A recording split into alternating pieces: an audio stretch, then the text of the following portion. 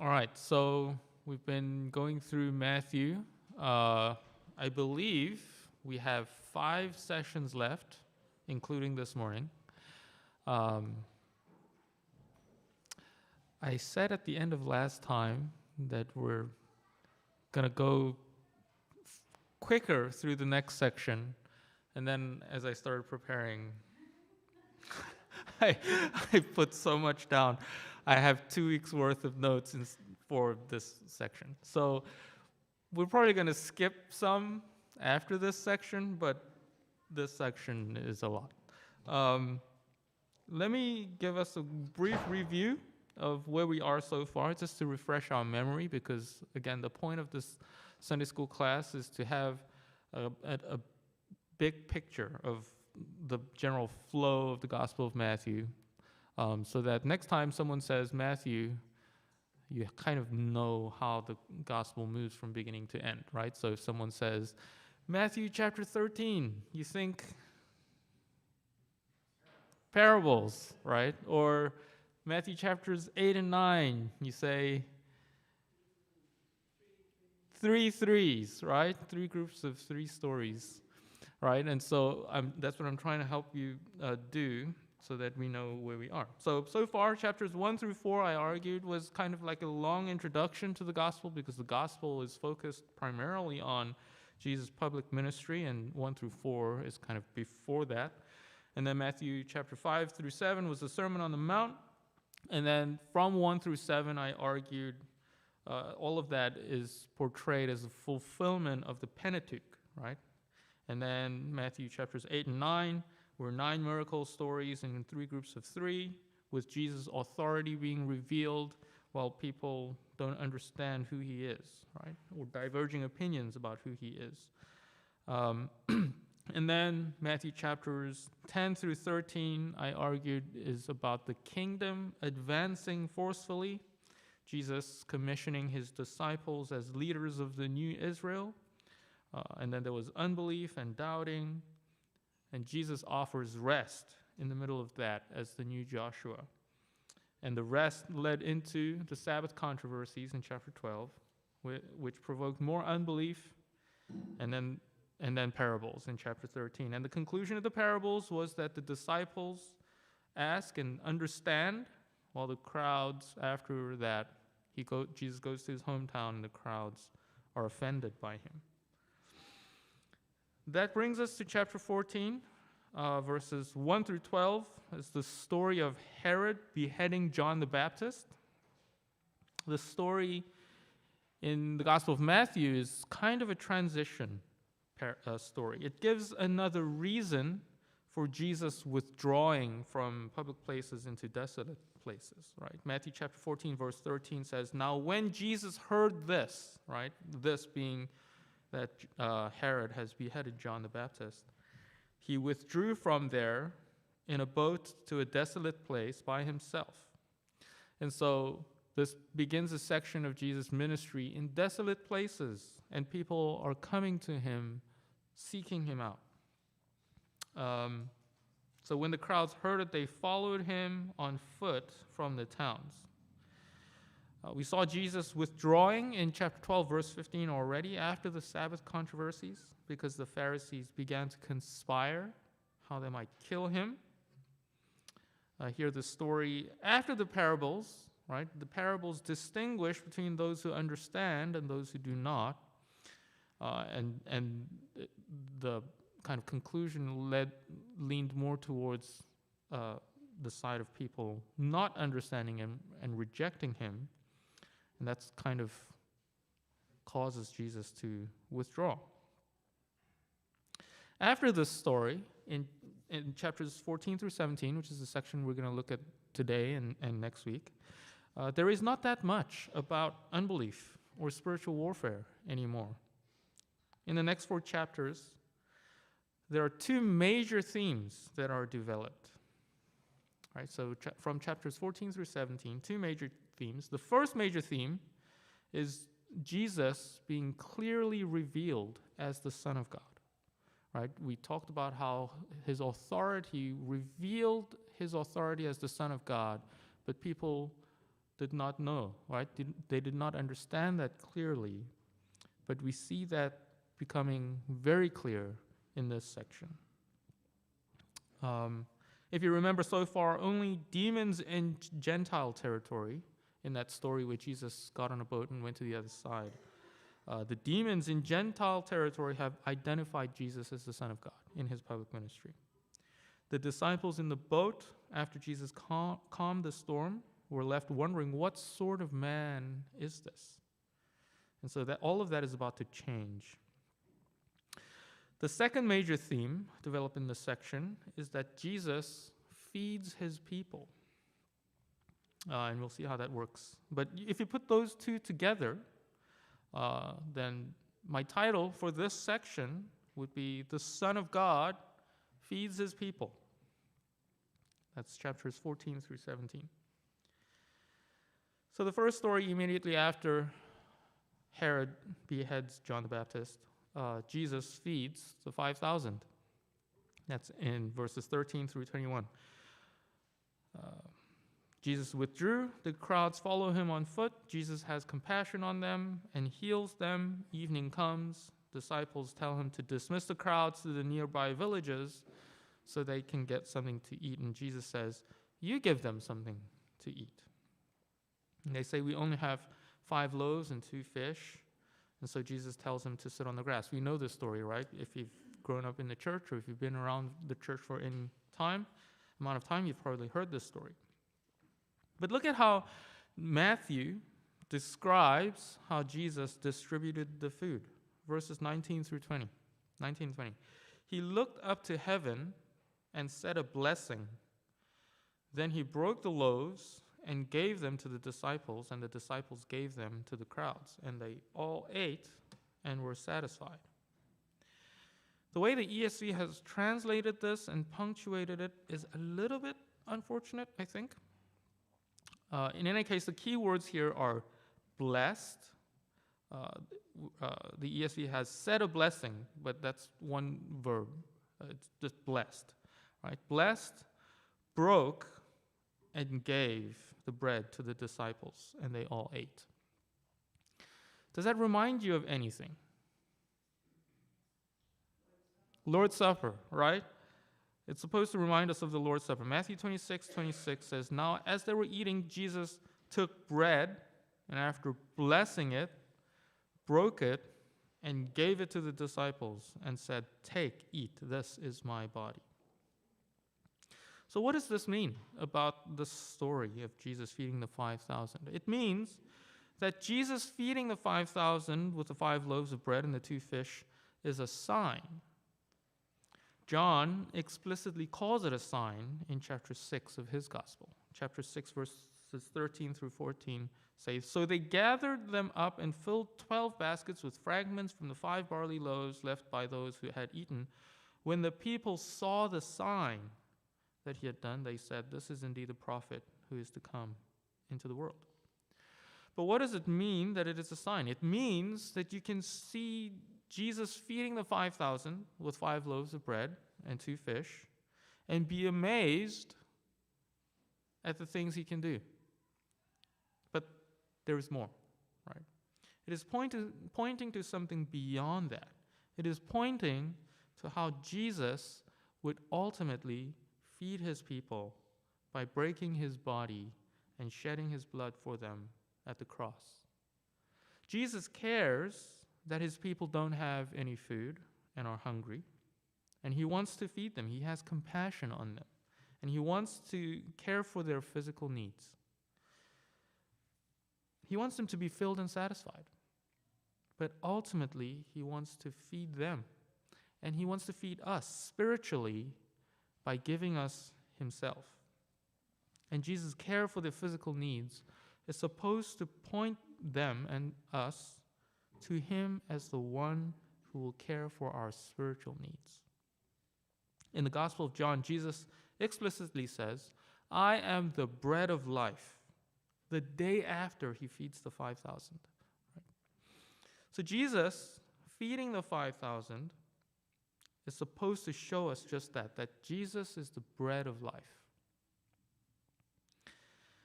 And then we come to the story where Jesus walks on the sea, verses 22 through 36. After they pick up the leftovers, Jesus tells his disciples to go ahead in the boat to the other side while he dismisses the crowds. And then he goes up to a mountain to pray by himself.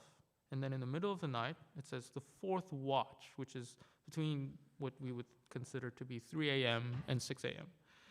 Jesus comes to them walking on the sea, and he calls out Peter to walk on the water as well. So Peter walks on the water, but he looks at the waves and becomes afraid and falls into the water. And Jesus saves him. What do you think the point of that story is?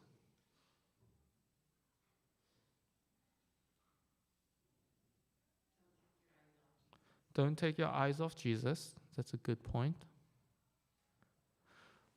Without looking, what do you think is the conclusion of this story?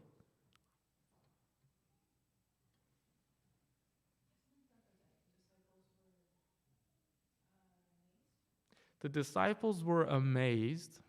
Verse 33, and those in the boat worshipped him, saying, "Truly you are the Son of God." This is the first time that people in the story have said Jesus is the Son of God. Right? God has said it. The narrator has said it. The angel has said it. The devil tempting him in the wilderness has said it. Demons have said it. But this is the first time in the story that humans in the story have said it. What is it about what happened here that finally breaks through to them so that they can see that Jesus is the Son of God? Matthew uses the expression walking on the sea twice in this story, in verses 25 through 26. The Greek expression, walking on the sea, occurs in the Greek Old Testament only once, and that's in Job chapter 9, verse 8. And in our ESV it says, "Who alone stretched out the heavens and trampled the waves of the sea." Okay, Job chapter 9, we're going to read verses 2 through 8. Okay, this is Job responding to his friends. And he says this, "Truly I know that it is so, but how can a man be in the right before God? If one wished to contend with him, one could not answer him once in 1,000 times. He is wise in heart and mighty in strength. Who has hardened himself against him and succeeded? He who removes mountains, and they know it not, when he overturns them in his anger, who shakes the earth out of its place, and its pillars tremble, who commands the sun, and it does not rise, who seals up the stars, who alone stretched out the heavens and trampled the waves of the sea." That's verse 8. This is a list of things only God does in his sovereign power. This power makes God unchallengeable for Job, right? Job is saying, how can I challenge God? He's so mighty and powerful, I can't stand before him. And this God, who is this sovereignly powerful, alone, verse 8, stretched out the heavens and trampled the waves of the sea. That verse, the Greek Old Testament of this verse says, "He alone stretched out the heavens and walks on the sea as though on dry ground." That is, the verse says, God alone walks on the sea. And that's the only place in the Old Testament walking on the sea is used.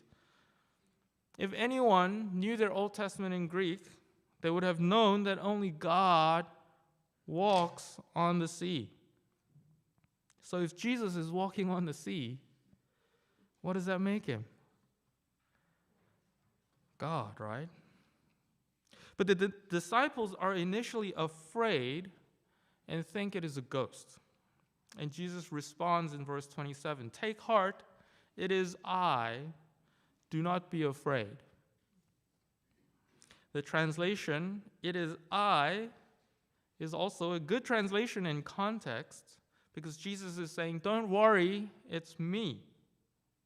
But literally it says, "I am." Do not be afraid. I am. Does that remind you of anything?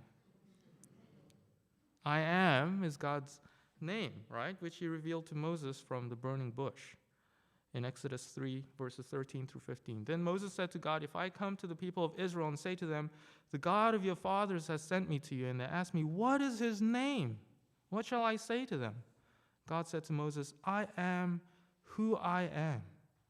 And he said, say this to the people of Israel, I am has sent me to you. God also said to Moses, say this to the people of Israel, the Lord, in all capital letters, the Lord, the God of your fathers, the God of Abraham, the God of Isaac, and the God of Jacob, has sent me to you. This is my name forever, and thus I am to be remembered throughout all generations. Now, some of you may know this, but the Lord in the Old Testament with all capital letters translates the Hebrew name of God, Yahweh. And that is where we get the English Jehovah from. There's a long story about why our English Bibles translate Yahweh as the Lord with all capital letters, but I'm not going to get into all of that.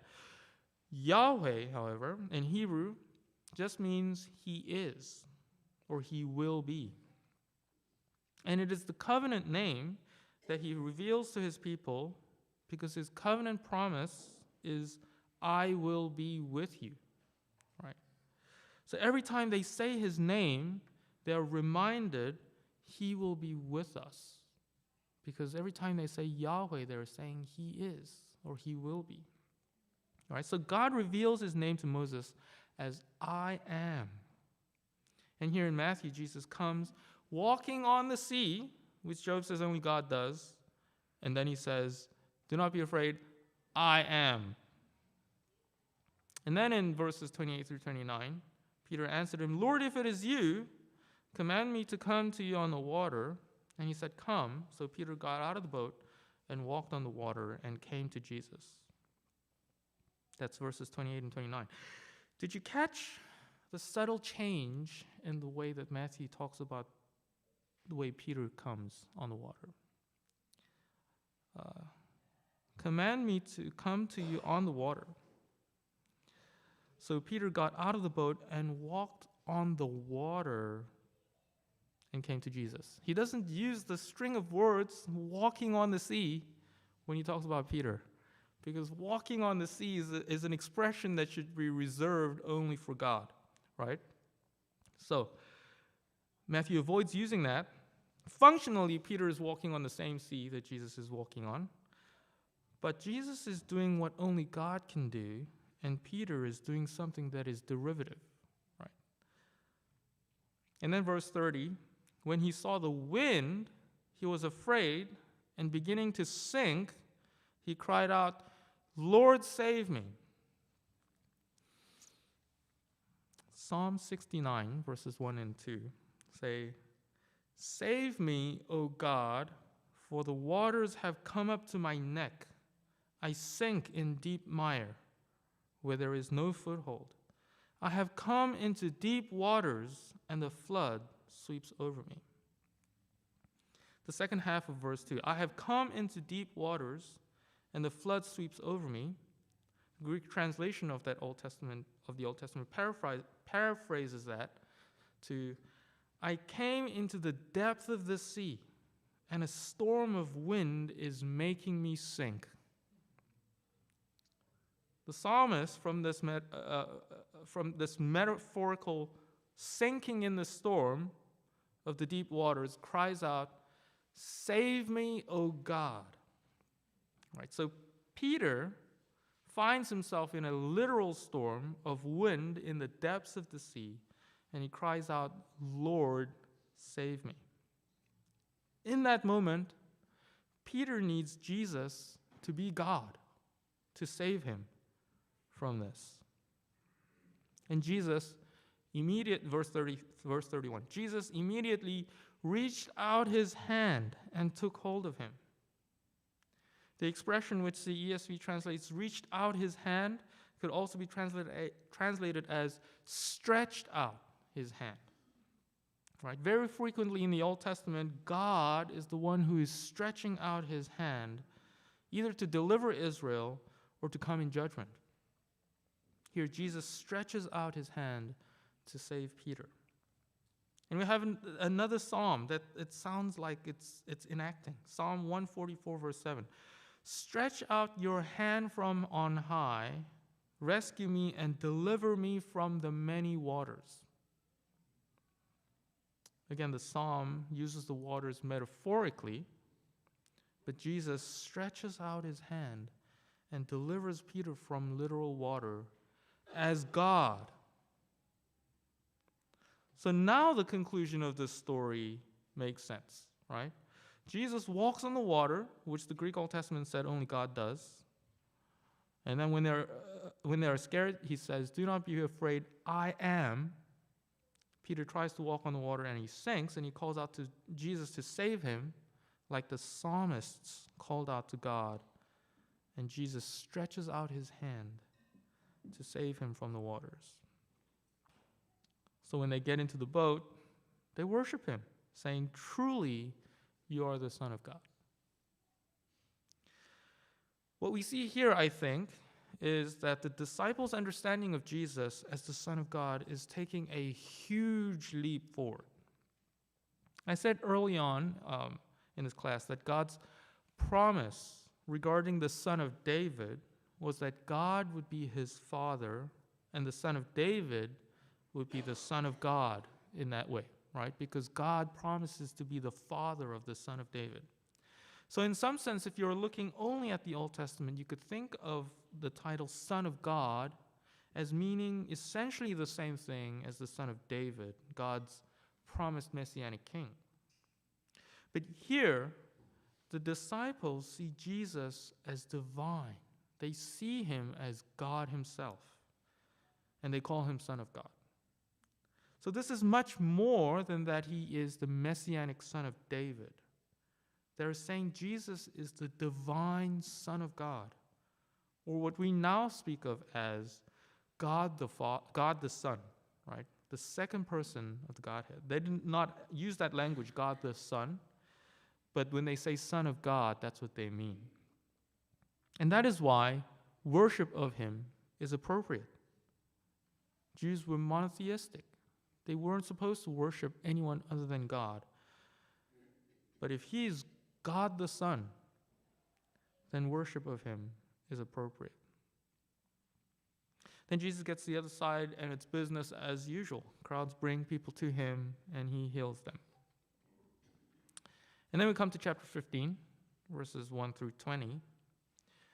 The Pharisees come and question Jesus about his disciples eating with unwashed hands. And this picks up again the issue of what people must be fed on or fed by.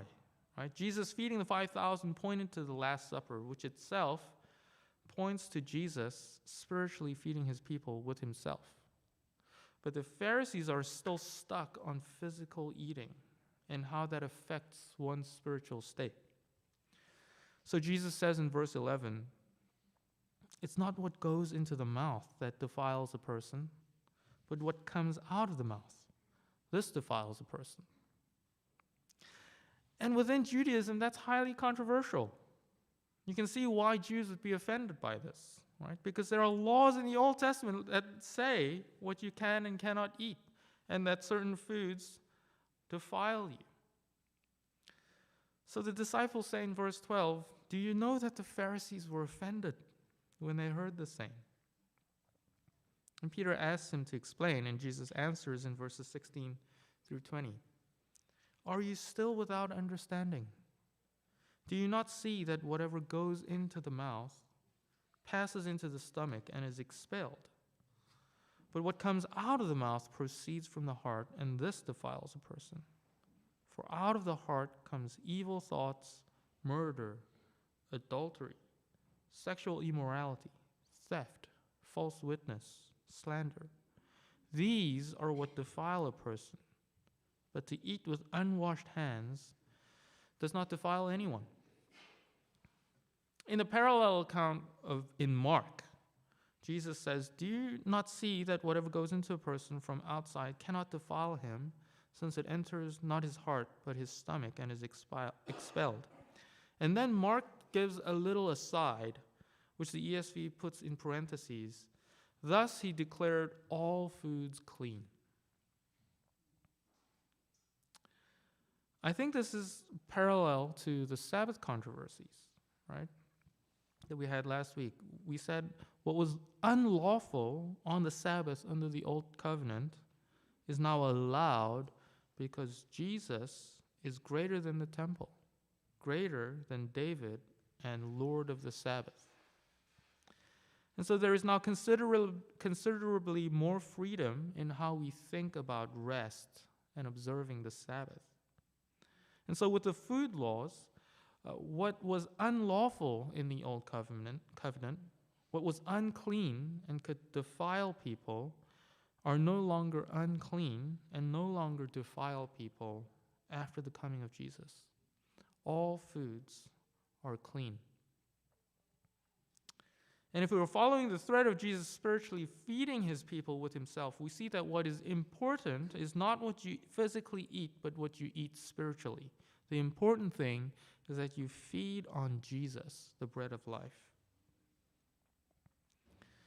And this theme of being fed by Jesus continues into the next story in verses 21 through 28.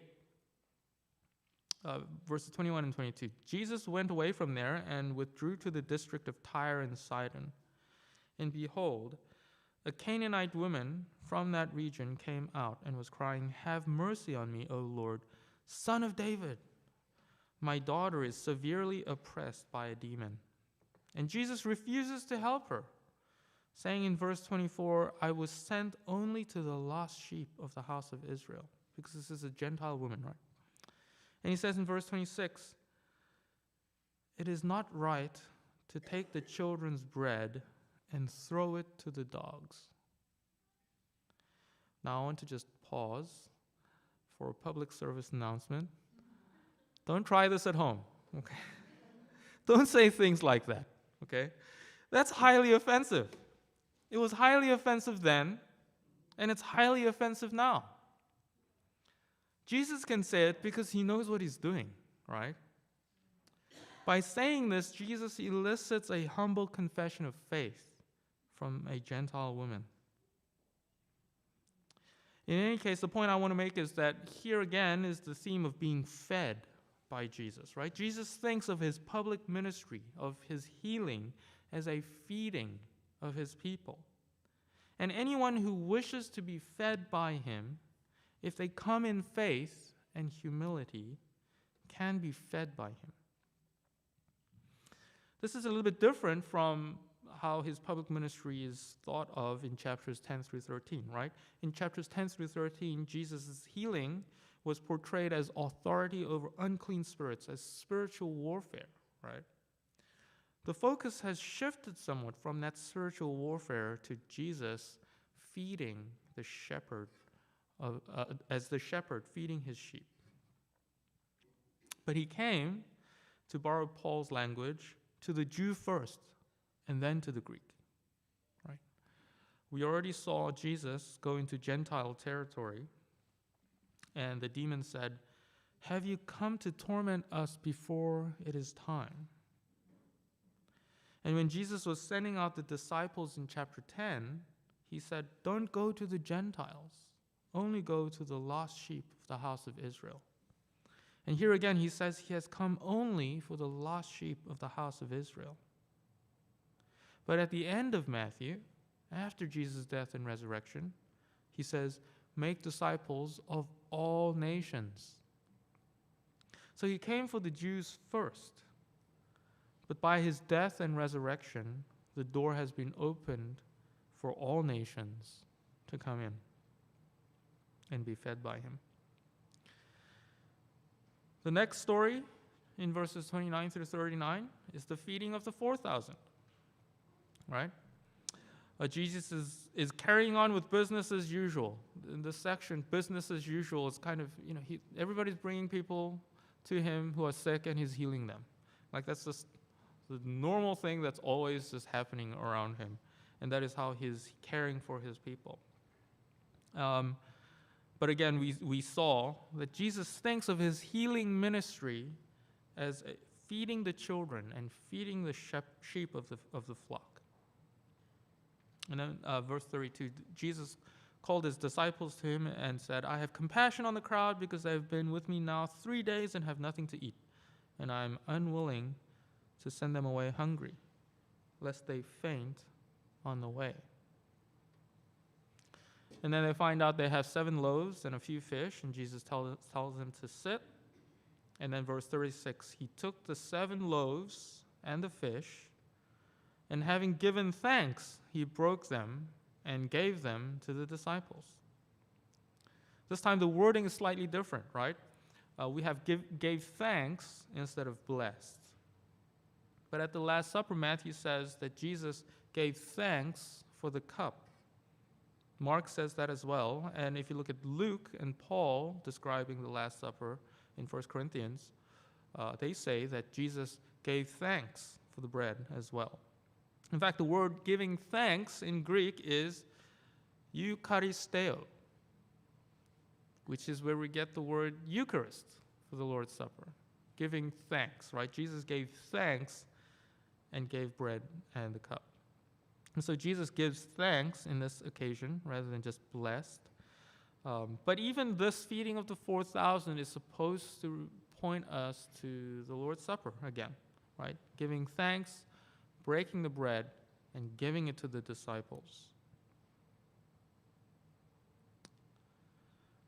And then the Pharisees and Sadducees ask for a sign. It feels like a little bit of a surprise appearance. The Pharisees and Sadducees come and ask for a sign. Where did that come from? I thought we were done with that and all this unbelief, right? Jesus responds by saying that no sign will be given to this generation except the sign of Jonah. And then we see the point of why this story is here. Why Matthew includes the story of the Pharisees and the Sadducees coming to ask for a sign. Verses 5 and 6. When the disciples reached the other side, they had forgotten to bring any bread. Jesus said to them, "Watch and beware of the leaven of the Pharisees and Sadducees." So Matthew has included that sudden appearance of the Pharisees and the Sadducees, requesting a sign so that he can tell us what Jesus said about them being leaven, right? But this is one of those funny moments in the gospel. The disciples don't understand what he's saying. Verse 7, and they began discussing it among themselves, saying, "We brought no bread." And Jesus, it feels to me like he's about to lose it. Verses 8 through 11. "Why are you discussing among yourselves the fact that you have no bread?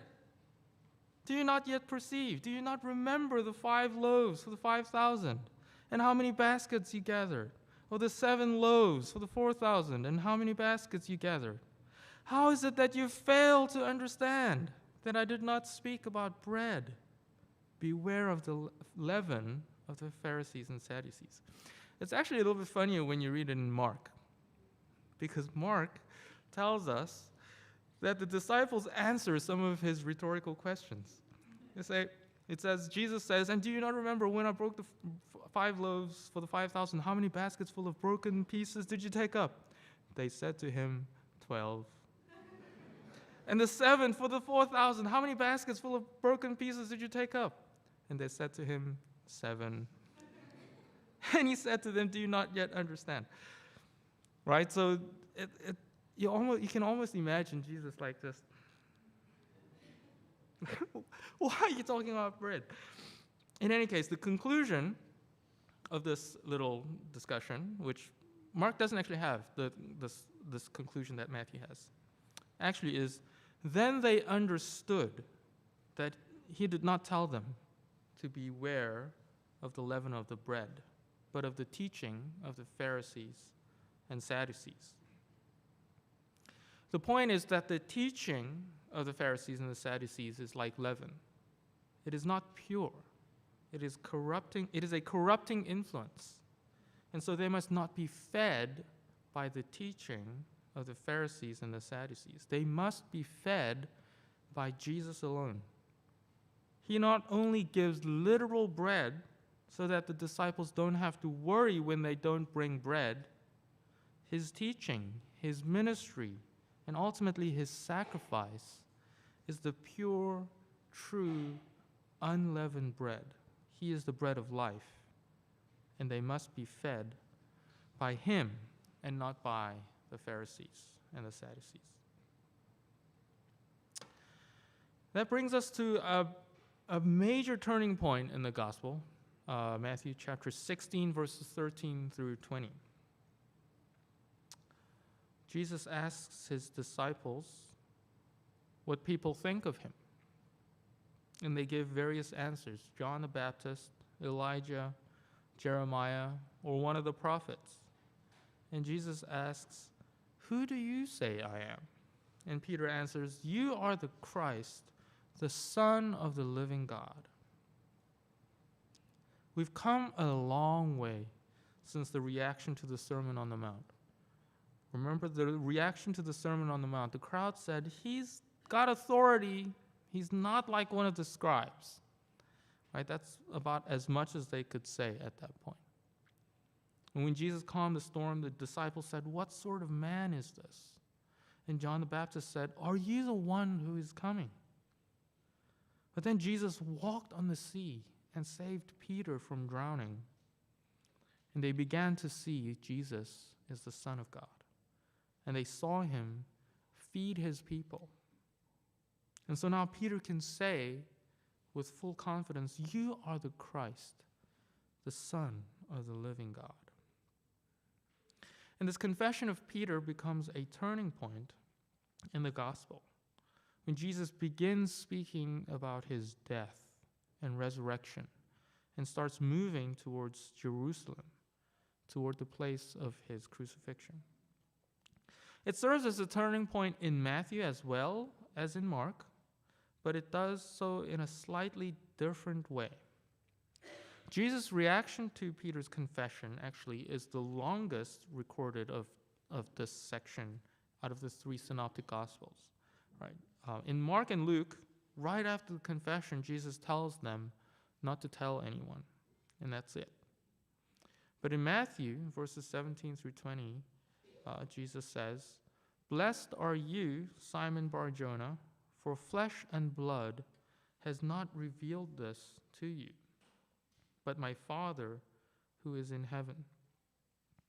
And I tell you, you are Peter, and on this rock I will build my church, and the gates of hell shall not prevail against it. I will give you the keys of the kingdom of heaven, and whatever you bind on earth shall be bound in heaven, and whatever you loose on earth shall be loosed in heaven." Then he strictly charged the disciples to tell no one that he was the Christ. Like Mark, Matthew from this point on will have Jesus speak openly about his death, and Jesus will begin to move toward his crucifixion. But in Matthew, he also institutes the church, and he begins to give instructions for the church. Because though he will be present with the church always until the end of the age in spirit, after the resurrection and ascension, he will no longer be present in body, right? So he has to instruct the church about what will happen after his resurrection.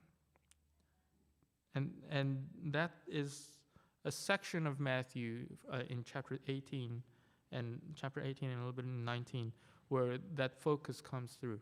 Jesus gives instructions for the church. We don't have that in the other Gospels. So here Matthew wants to preserve that for us.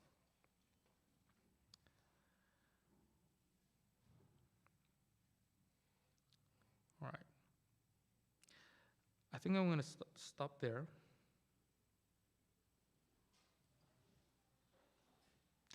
Any questions? When it says that he walked on the sea as if dry land, is there supposed to be a recalling to Exodus as well? That parting of the sea, like a lesser miracle and it gets more clear? You could see it. That expression in Job doesn't seem to be related to the Exodus. That seems primarily about the power of God in creation and His sovereignty over all creation. I don't think it's wrong to think of Jesus walking on the water and think of the Exodus and of walking through the sea. It's difficult for me to say whether that intention is there on Matthew's part. Right. Yeah. So yeah, in the Greek language, again, because that's the Greek paraphrase of it, it might be there, but I'm not sure. That's difficult for me to say. Yeah.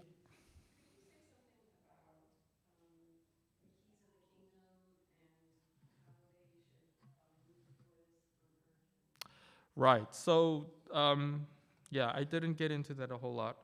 Where are we? Yeah. So I did say basically the reason I read that and said that that's included in Matthew where it's not in the others is this is part of Jesus instituting the church, right? And so I think the traditional interpretation of that stuff about the keys of the kingdom.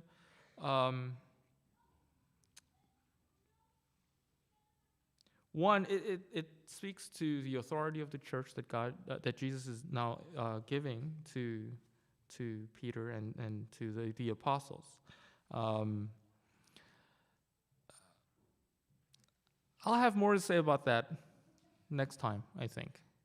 So there are a couple ways to interpret it. One is to say that this is about answering prayer, right? And so if you pray for things on earth, if the apostles pray for things on earth, then it will be granted.